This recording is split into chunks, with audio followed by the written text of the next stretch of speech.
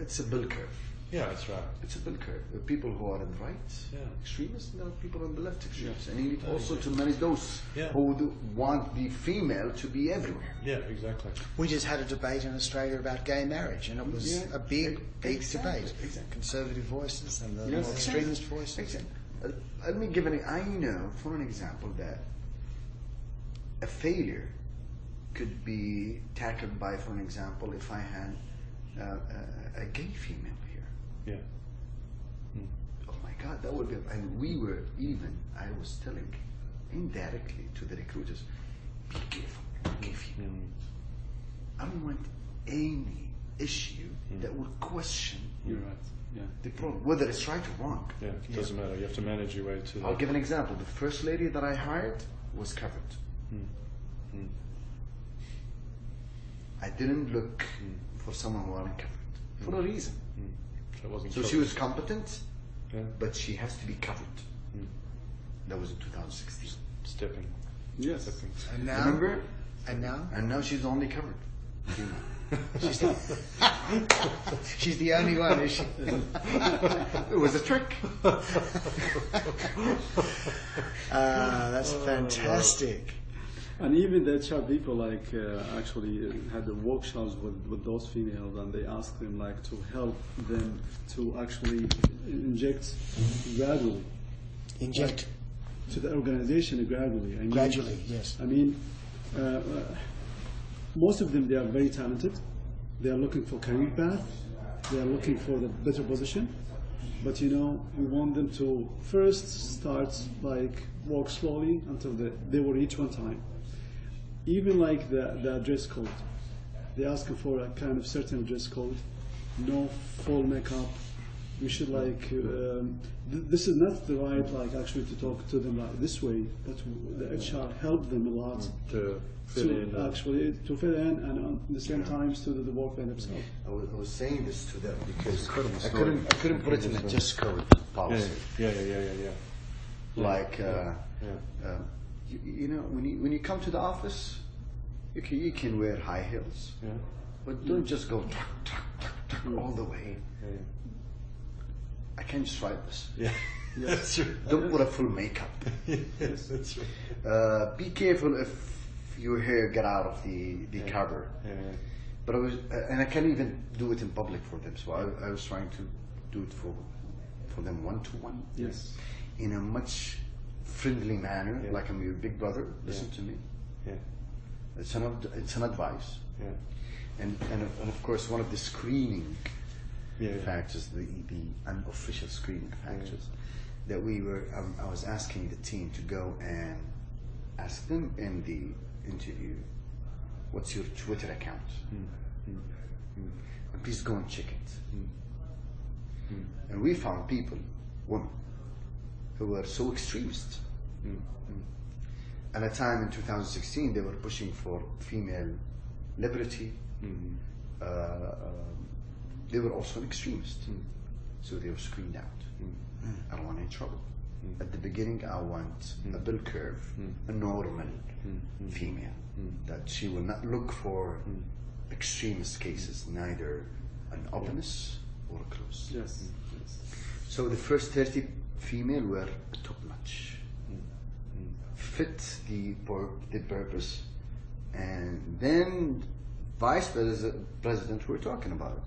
I've got a great female working with me. Give me more.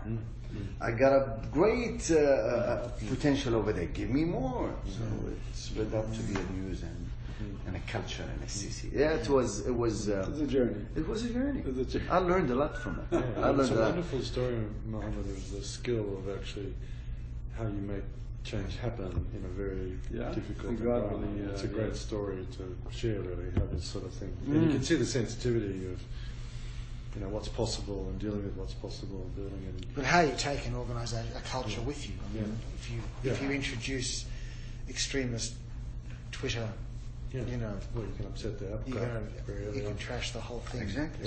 away. That's right. Yeah. So it's very clever. Because someone else could do the search. Yeah. No, let me just do the search. Yeah. Screen them first before anyone else. So do you have to go, Mohammed, in a minute? I can do another 15 minutes. Okay, so a couple of questions there. One from me is, if, we're going to write this for people outside, and what sort of lessons would you have? I mean, we'll draw some from this, but from you, if you look back on this journey, right, an extraordinary shift, what is it that, what are the few things that really were important that made the difference? What sort of advice would you have for others going on this journey, I guess? Well, sometimes if I go back in time, we were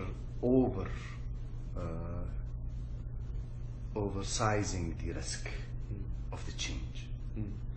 And we think that things are very difficult to change, while they are much more easier than we think. Examples, the targets of our child. When we thought even in putting the target, people were resistant. We put the target.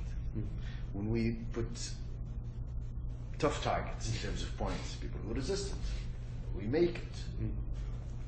So I still recall a sentence from Dr. Khalid Bayari.